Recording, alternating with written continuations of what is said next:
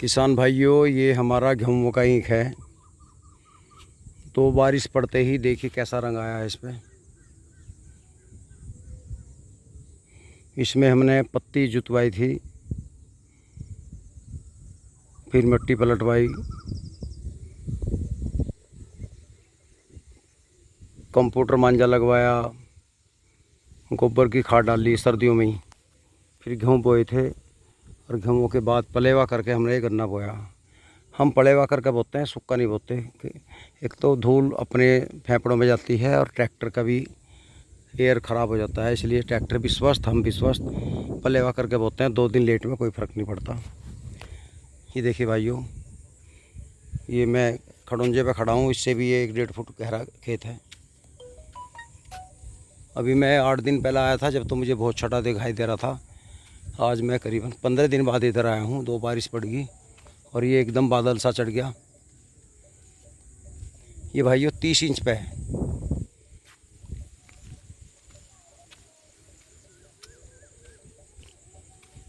मैंने सुबह एक वीडियो में दिखाया था, वो 4-4 अंगल के पौवे थे। अब बताइए 4 अंगल वाला कैसे एवरेज ले लगा। हमें तो इसमें घबराहट हो रही, कभी पूरा एवरेज ना निकल पावे, क्योंकि गेहूं का है। लेकिन फिर भी लग रहा है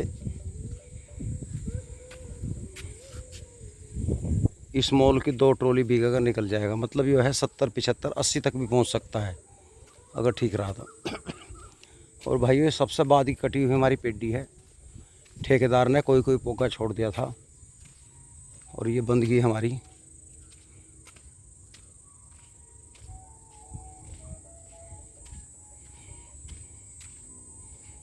मैं आपको दूसरों का तो गन्ना दिखाता ही हूँ, बीच बीच में अपना भी दिखाता रहता हूँ, क्योंकि हम दूसरों की बुराई करें तो अपनी भी तो हमें दिखानी चाहिए फसल कि हम क्या कर रहे हैं। वरना लोग ये कहेंगे कि ताऊ जी दूसरों की दिखा रहे, अपनी फसल तो दिखाते ही नहीं।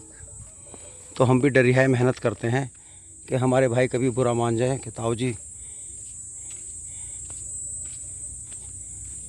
दूसरे की फसल दिखा रहे हो, अपनी दिखाते नहीं। तो भाइयों, ये यहाँ तक है खेत। ये फिर हमारा रास्ता आ गया। ये हमारा एक ही चक है भाइयों। ये हमने कॉलोनी पास कराई थी जब ये रास्ते छोड़ दिए गए थे। हालांकि कॉलोनी तो चल नहीं पाई, क्योंकि ज़िला मेरठ में, न्यू मेरठ में हमारी ज़मीन आ रही गांव की, यूनिवर्सिटी ने कटा यहाँ से। तो फिर अभी रास्तों का हमें आराम दिखाई देने लगा। अब 2 रास्ते हैं। जितनी पैदावार इनमें घटी, इतनी खेतों में बढ़ गई, तो परमात्मा की देन है भाइयों। ये दूसरा नंबर भी बन गया हमारा। ये भी बाद में गया था, अप्रैल और मई में गए थे दोनों खेती है लास्ट के। ये पेडी है, पिछले साल पौधा था इसमें भी।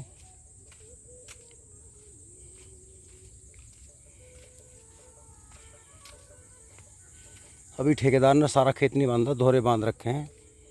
अंदर तो शायद अभी खुली खड़ी है। ठेकेदार भी उस्ताद होते हैं, किसान से पैसा लेकर घेर लें। और भाइयों, ये अंकित की है, बहुत सुंदर नंबर 1 गन्ना है। ये 30 इंच पे बोया अंकित ने। आपका अंकित हमारा भतीजा है, ये इनका चक है यहाँ। ये जगपाल सिंह का लड़का है, उसके पापा का नाम जगपाल है। भाइयों, ये सुपर गन्ना है मेरे विचार से। बहुत अच्छा मतलब ये लगा लो, अंकित ने बहुत मेहनत कर रखी इसमें। देखो जी, बिना मेहनत कुछ नहीं होता।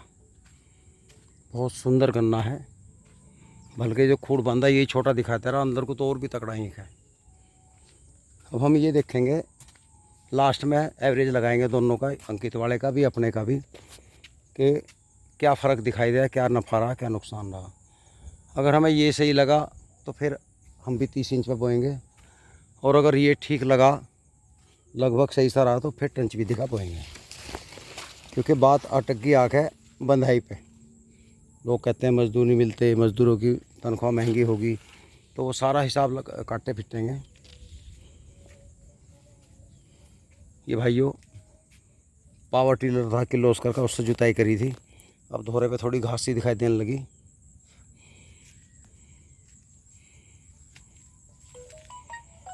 प्याज भी ठीक हो गया इसमें। अब मोथा चल पड़ा इसमें।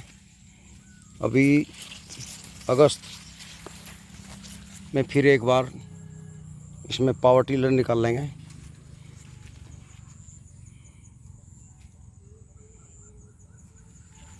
इसमें भाइयों हमने मट्टी हटाई थी, आपको ध्यान होगा, क्योंकि इसमें ज़्यादा मिट्टी आ गई थी। लेकिन अब देखिए इसका ब्यांत कितना आ गया, ब्यांत काफ़ी जम गया इसमें। बस इसका ये फ़ायदा है, इसमें को हम निकल सकते हैं, और जो 30 इंच की उसमें निकला नहीं जाता, लेकिन बंधने के बाद में वो भी ऐसी हो जाती है। अब जैसे ये अंकित वाला खेत बंध गया, जब सारा बन जाएगा तो इसमें को निकल जाएंगे आराम से, क्या दिक्कत है। ये देखिए अगला हमारा ये है, ये धोरे ऐसे बांध मतलब बो दिए, बाढ़ सी, एक बाढ़ सी बन गई। ये देखो ना, इसमें कोई घास काटने वाला पड़ेगा, क्योंकि घास है ही नहीं तो बढ़ कर क्या करेगा। देखिए भाइयों इतना अच्छा जमाव है कि इसमें घट्टी भी नहीं की अंदर घुसने की। ब्यांत बहुत अच्छा है, लेकिन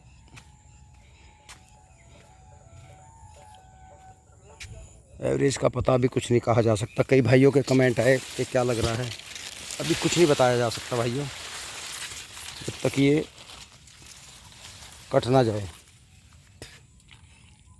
इतना तो मुझे लग रहा है इसकी बंधाई की आवश्यकता नहीं पड़ेगी, क्योंकि अभी आज 22 अगस्त है, कल मैं वीडियो डालूँगा 23 में। ये मिट्टी आ गई है साइड में, और गन्ना मेरे ख्याल में 1 फुट दब चुका है इसमें, तो गिरने का तो सवाल ही नहीं उठ रहा। जमाव भी अच्छा है। अब देखते हैं भाइयों, जैसे जैसे एक बात तो है, 28 या 30 इंच वाले में इतना ब्यांत नहीं होता, ये मुझे भी लग रहा है। इसकी ब्यांत की चौड़ाई एक बिल्हान चल रही है खूड़ की, ये देखिए, उसमें इतना नहीं हो पाता। ये देखिए लग तो मुझे ऐसा रहा लगभग ये 30 इंच के बराबर ही निकल जाएगा, क्योंकि ब्यांत बहुत है इसमें। 28 इंच में इतना नहीं होता एकदम, बाकी अपनी किस्मत है जैसे भी है।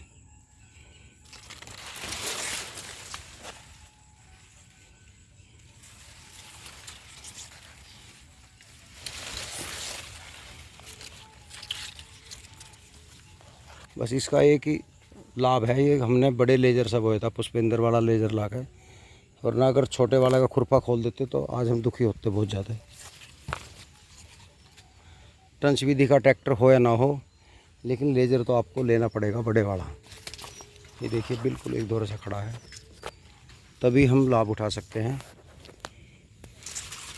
ये देखिए भाइयों बहुत मोटा गन्ना है, और एक धोरे से गन्ना करना है।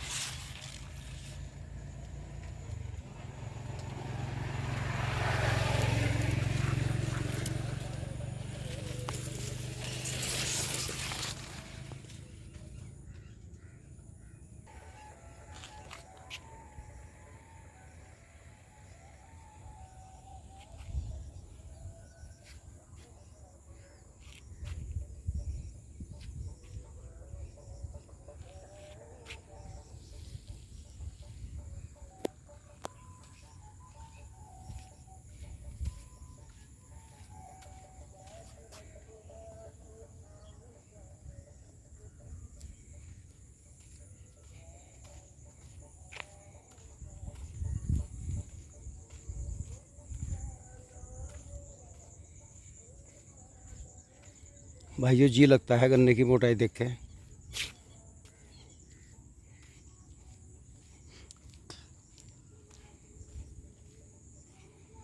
ये भी गेहूं का गन्ना है, टिंकू पंडित का, अच्छा खड़ा है। मैं सड़क पे चल रहा हूँ, ये करीबन 2 फुट गहरा खेत है भाइयों।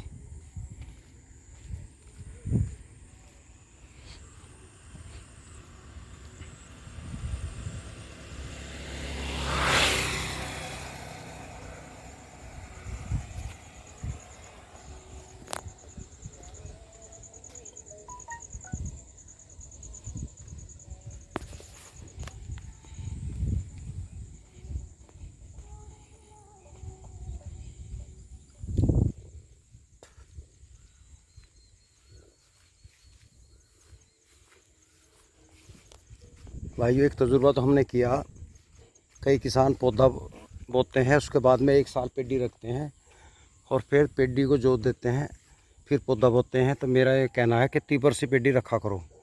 देखो ये हमारी 30 बरसी है, बिल्कुल ऐसी खड़ी जैसी दूसरी बार की पेडी हो। लेकिन ये अच्छी जब होती है जब हम पौधे को बोते वक्त निगरानी रखते हैं उसके पेंडे पे। अगर हमने आधम से ऊपर का गन्ना बोया था, हालांकि 2 आँख का बोया था, लेकिन आधम से ऊपर का था। जो जड़बड़ का ऐसी बोते हैं 68, तो वो जो है कुछ आँखें ख़राब हो जाऊँ। और ये भाइयों हमारा ट्रंच का है ही इसका मैं दूसरे सिरे पर आ गया हूँ। ये देखिए आप, घास नहीं है, सब ख़त्म होगी, जमाव बहुत बेहतर है।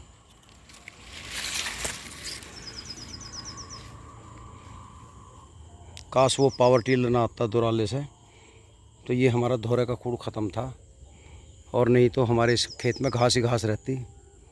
हम हिरिया जाते, हिरियाने का मतलब है घबरा जाते और ट्रंच से हाथ जोड़ लेते। लेकिन पावर टिलर आने के कारण हमारी दोबारा हिम्मत बढ़ी, क्योंकि हम ज़्यादा महंगे यंत्रों से घबराए हुए थे। उससे ये साबित हो गया कि एक तो लेज़र हो बड़े ट्रैक्टर वाला, गहराई से खूड़ निकालने वाला, और एक पावर टिलर भी होगा तो भी किसान ट्रंच विधि की खेती कर सकता है बहुत बढ़िया तरीके से। ये हमने देख लिया। वो आगे अपना बजट है, आप 4x4 ले लो, सारे यंत्र ले लो महंगे से महंगे, फिर कोई दिक्कत नहीं है। लेकिन कम बजट वाला भी ट्रंच विधि कर सकता है। भाई 1.5 लाख के आसपास है, 160 का बता रहे, 80,000 की छूट मिल गई तो झोटे की कीमत में तो वो आ गया पावर टिलर। और दूसरा 20-25 हज़ार का शायद लेज़र आता होगा। तो ये लगा लो 1 लाख के आसपास तब भी खर्च करने पड़ेंगे, पावर टिलर छूट के बाद और लेज़र। बड़ा ट्रैक्टर तो जब तक किसानों के पास है ही। तो दोस्तों आज की वीडियो में इतना ही काफ़ी है।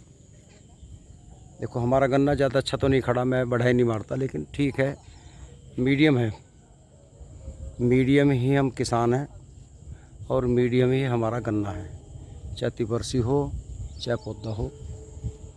तो दोस्तों आज की वीडियो में इतना ही। आपको हमारी वीडियो अच्छी लगी हो तो लाइक करना, पहली बार चैनल देख रहे हो तो सब्सक्राइब भी कर देना, और अगर ठीक लग रहा हो काम तो शेयर भी कर देना।